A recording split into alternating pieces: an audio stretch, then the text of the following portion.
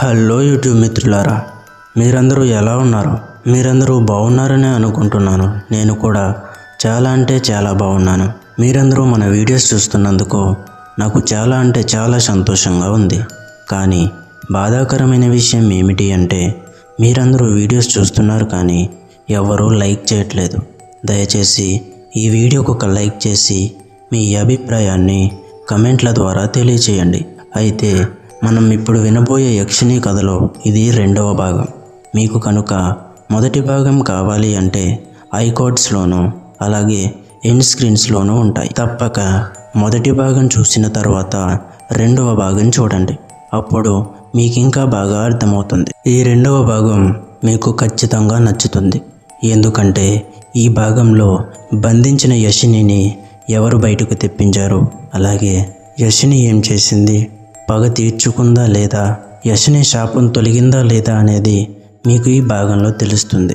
కనుక వీడియోని ఎక్కడా స్కిప్ చేయకుండా చూడండి. ఏమాత్రం ఆలస్యం లేకుండా వెళ్ళిపోతాం మనం ఇవాల్టి దెయ్యాల కొంపలోనికి. కాలం మారింది, యుగాలు గడిచాయి. కానీ ఆ పురాతన కోట శిథిలాలలో ఇంకా ఒక భయానక గూఢ రహస్యం దాగి ఉంది. ఆ గూఢ రహస్యం గురించి కొన్ని పాత కథలు మాత్రమే ప్రజల మధ్య వినిపించేవి.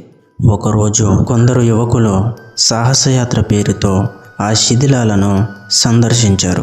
వారిలో ఒకరు అరుణ్ అనే యువకుడు ఆ కోటలోని గదిగోడలో ఒక రహస్య పెట్టెను కనుగొన్నాడు.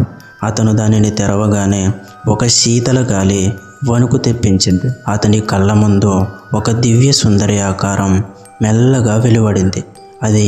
అదే యక్షిణి. యక్షిణి మొదట కనబడినప్పుడు ఆ యువకులు ఆశ్చర్యపోయారు. ఎర్రటి పెదవులు, పొడవైన జడలు, వెండి వంటి చర్మం, కళ్ళలో కాంతి. ఆమెను చూసి వారందరూ మోహించారు. కానీ వారిలో కేవలం అరుణ్ మాత్రమే ఆమె చూపులో ఎక్కువసేపు నిలబడ్డాడు. యక్షిణి కళ్ళలో ఒక మోహపూరిత మంత్రజాలం ఉంది. అది అరుణ్ హృదయాన్ని ఒక్కసారిగా లాక్కుపోయింది. అతనికి భయం లేకుండా ఒక వింత ప్రేమాశక్తి పుట్టింది. యక్షిణి తన బంధనాల నుండి విడుదలైనందుకు ఒకవైపు సంతోషం, మరోవైపు ప్రతీకారం కోరిక కలిగింది. కానీ అరుణ్ వైపు చూసిన ప్రతిసారి ఆమె మనసులో వేరే జ్వాల వెలిగేది. ఎన్నో యుగాలుగా ఎవ్వరూ తనను ప్రేమగా చూడలేదు. కేవలం దాసి, శాపగ్రస్తురాలు, మంత్రబంధన రక్షకురాలు అనే గుర్తింపే వచ్చింది. కానీ అరుణ్ కళ్ళలో మాత్రం ఒక నిజమైన అనురాగం కనిపించింది. ఆ భావన ఆమెను కాసేపు తన శాపాన్ని మర్చిపోయేలా చేసింది. అయితే మిగతా యువకులు ఆ అవకాశాన్ని దుర్వినియోగం చేశారు. వారిలో గణేష్ అనే యువకుడు యక్షిణిని బంగారు ఖజానా తెప్పించమని ఆజ్ఞాపించాడు. నువ్వు మంత్రశక్తివంతురాలు కదా, మాకు బంగారం, వజ్రాలు కావాలి అని బలవంతం చేశాడు. యక్షిణి కోపంతో కళ్ళలో ఎరుపు మెరిపించింది. ఒక్క క్షణంలోనే ఆ యువకుడు కేకలు పెట్టి కుప్పకూలిపోయాడు. రక్తం తడుముతూ అతని శరీరం కదలలేదు. మిగతా యువకులు భయంతో వణికిపోయారు. అరుణ్ మాత్రం ఆమెను ఆపడానికి ముందుకొచ్చాడు. దయచేసి వారిని చంపకండి, వారు తప్పు చేస్తున్నారు, కానీ వాళ్ళు మనుషులే అని వేడుకున్నాడు. యక్షిణి అతన్ని చూసి ఒక క్షణం ఆగింది. ఆమెకు శాపం వల్ల హింస తప్పనిసరి అయినప్పటికీ అరుణ్ మాటలలో ఒక నిజాయితీ ఉంది. ఆమె మనసులో ఒక తెలియని అనుభూతి మళ్ళీ పుట్టుకొచ్చింది. యుగాల క్రితం రాజు తనను దుర్వినియోగం చేసినప్పుడు లేని ప్రేమ ఆ కుర్రాడి కళ్ళలో కనిపించింది. కానీ ఇతర యువకులు ఈ రహస్యాన్ని తమ స్వార్థ ప్రయోజనాలకు వాడుకోవాలని నిర్ణయించారు. వారు రాత్రిళ్ళు యక్షిణిని పిలిచి గ్రామాల్లోని శత్రువులను తొలగించమని ఆజ్ఞాపించారు. యక్షిణి మొదట నిరాకరించిన శాపం ఆమెను మళ్ళీ రక్తం కార్చే పనిలోకి నెట్టింది. ఒక్కొక్కరిని చంపిన ప్రతిసారి ఆమె హృదయం రగిలిపోయేది. కానీ అరుణ్ మాత్రం ఆమెను ఆపడానికి ప్రయత్నిస్తూ నువ్వు చీకటి కాదు, వెలుగు అని పలికేవాడు. ఒక రాత్రి అరుణ్ ఒంటరిగా యక్షిణిని కలిశాడు. చంద్రకాంతిలో ఆమె ఆకారం వెండి వలయంలాగా మెరుస్తోంది. అతను కళ్ళల్లోకి చూస్తూ నీలోని ఈ శాపం తప్పించుకోవడానికి నేను సహాయం చేస్తాను అన్నాడు. యక్షిణి తన చేతిని అతని గుండెపై ఉంచి నా శాపాన్ని తాకితే నువ్వు బ్రతకవు అని హెచ్చరించింది. కానీ అరుణ్ మాత్రం చిరునవ్వుతో నువ్వు శాపం కాదు, నువ్వు నా హృదయం అన్నాడు. ఆ క్షణం యశిని గుండె లోపల ఒక కొత్త మంట వెలికింది. అయితే ఆ కొత్త అనుభూతి ఎక్కువ కాలం నిలబడలేదు. ఇతర యువకులు యశినిని మరింత బలవంతం చేసేవారు. వారిని ఆపడానికి అరుణ్ ప్రయత్నించగా అతనిని పక్కకు నెట్టేశారు. ఒక రాత్రి వారు యశినిని ఒక పాత దేవాలయంలో మంత్ర జపాలతో పిలిచి మాకు మరింత శక్తి కావాలి అని బలవంతం చేశారు. యశిని ఆగ్రహంతో కేకలు వేసింది. దేవాలయం అంతా కుదిరింది. చుట్టూ రక్తపు వాసన వ్యాపించింది. ఆమె కళ్ళలో శాపాగ్ని పెళ్ళుబికింది. ఆ క్షణంలో అరుణ్ పరిగెత్తుకుంటూ వచ్చి ఆమె ముందు నిలబడ్డాడు. నువ్వు ఇలాగే కొనసాగితే మళ్ళీ పెట్టెలో బంధించబడతావు. నేను నీ కోసం యుద్ధం చేస్తాను, కానీ నువ్వు హింసను ఆపు అని అరుణ్ కేకేశాడు. యశిని ఒక క్షణం ఆగింది. తనలోని ద్వంద్వ భావన మళ్ళీ మెలిగింది. ఒకవైపు శాపబంధం, మరోవైపు ప్రేమాశక్తి.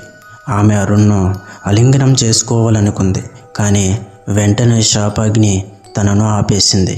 ఆ రాత్రి యువకులలో ఇద్దరు మిస్టరీగా దృశ్యమయ్యారు. వారు ఎక్కడికి పోయారో ఎవ్వరూ ఊహించలేకపోయారు. గ్రామంలో భయం వ్యాపించింది. పాత యక్షిని మళ్ళీ మేల్కొంది అనే వదంతి పల్లెలో వ్యాప్తి చెందింది. పెద్దలు పాత కథలు గుర్తు చేసుకున్నారు. ఆమెను ఆపగలిగేది హిమాలయాల నుండి వచ్చే మహాతాంత్రికుడు మాత్రమే అని గుసగుసలు మొదలయ్యాయి. అరుణ్ మాత్రం యశినిని రక్షించాలా లేక ఆపాలా అనే సందిగ్ధంలో చిక్కుకున్నాడు. ఆమె సౌందర్యం, ప్రేమశక్తి అతన్ని బంధించాయి, కానీ ఆమె వల్ల జరిగే రక్తపాతం అతనిని వేధించసాగింది. ఒక రాత్రి ఆమెను చూసి, నువ్వు నిజంగా నన్ను ప్రేమిస్తే ఈ శాపాన్ని జయించు అని అన్నాడు. యశిని కన్నీటి చుక్కలు కార్చింది. ఆమె తన శరీరాన్ని తాకమని అరుణ్కు అనుమతించింది. కానీ వెంటనే అతనికి శాపపు వేడి తగిలి గాయమైంది. అయినా అరుణ్ వెనక్కి తగ్గలేదు. అతను ఆమె చేతులను పట్టుకొని, నీ శాపం నన్ను కాల్చినా సరే నేను నీ పక్కన ఉంటాను అన్నాడు. ఆ మాటలు యశిని హృదయాన్ని చీల్చేశాయి. యుగాలుగా ఎదురుచూస్తున్న నిజమైన ప్రేమ వాక్యాలవి. ఆమె ఒక క్షణం మానవురాలిలా మారి అతని కౌగిలిలో ఒదిగింది. కానీ వెంటనే రక్త పిపాస మరోసారి ఉప్పొంగింది. అరుణ్ భుజంపై ఆమె కన్నీటి చుక్కలతో పాటు రక్తపు మరకలు జారాయి. గ్రామంలో గందరగోళం పెరిగింది. యువకులు మళ్ళీ యశినిని తమ స్వార్థ ప్రయోజనాలకు వాడుకోవాలని ప్రయత్నించారు. అరుణ్ మాత్రం వారిని ఆపడానికి ప్రయత్నించాడు. కానీ వారిలో కొందరు యశినిని బలవంతంగా తమ నియంత్రణలోకి తెచ్చుకోవడానికి నల్ల మంత్రాలు ఉపయోగించారు. దీని ఫలితంగా యశిని మరింత భీకర రూపం దాల్చింది. ఆమె రాత్రంతా కేకలు వేసి భూమిని కుదిపింది. ప్రజలు భయంతో ఇళ్లల్లో తలుపులు మూసుకున్నారు.